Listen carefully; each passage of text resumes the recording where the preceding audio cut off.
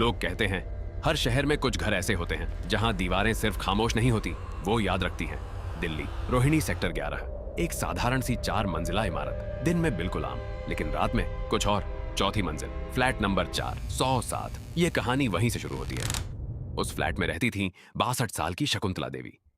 शांत स्वभाव, सफेद साड़ी, माथे पर हल्का सा चंदन और आंखों में हमेशा एक अनकहा डर। उनका बेटा कई बार उन्हें अपने साथ ले जाना चाहता था, लेकिन हर बार वो एक ही बात कहती, यह घर मुझे जाने नहीं देगा। पहले सबको लगा बुजुर्ग हैं, वहम होगा, लेकिन फिर रातें बदलने लगी। शुरुआत एक हल्की सी आहट से हुई, जैसे कोई नंगे पैर फर्श पर धीरे धीरे चल रहा हो। फिर दीवार पर 3 बार दस्तक, ठक ठक ठक। पहली रात उन्होंने सोचा पड़ोसी होंगे, दूसरी रात उन्होंने दरवाजा खोलकर देखा, तीसरी रात उन्हें समझ आ गया यह पड़ोसी नहीं है, क्योंकि दस्तक ठीक उसी समय होती थी। हर रात 3:17। 1 सेकंड भी आगे नहीं, 1 सेकंड भी पीछे नहीं।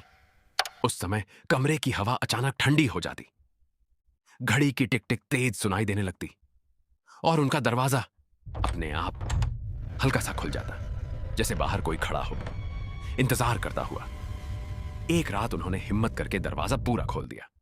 गलियारा खाली था, लेकिन फर्श पर गीले पैरों के निशान थे, और वो निशान दरवाजे के बाहर से अंदर की तरफ जा रहे थे। उस रात के बाद शकुंतला देवी ने सोना लगभग छोड़ दिया। सीसीटीवी चेक हुआ और जो दिखा उसने सबको चुप कर दिया। हर रात 3:17 पर चौथी मंजिल का कैमरा 40 सेकंड के लिए बंद हो जाता। तभी मुझे बुलाया गया।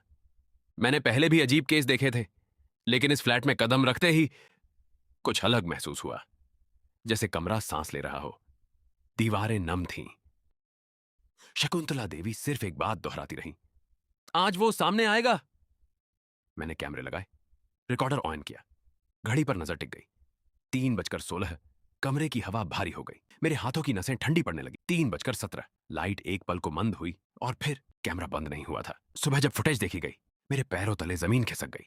मैं गलियारे में अकेला खड़ा था, लेकिन मेरे ठीक पीछे एक आदमी खड़ा था। सफेद कुर्ता, आधा जला हुआ चेहरा, आंखें पूरी तरह काली।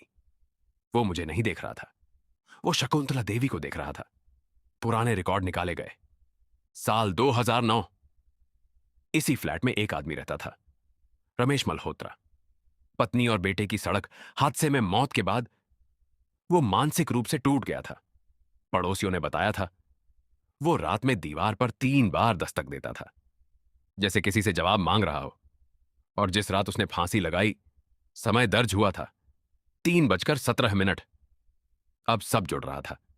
जांच के बाद फ्लैट को सील कर दिया गया। शकुंतला देवी को उनके बेटे के पास भेज दिया गया।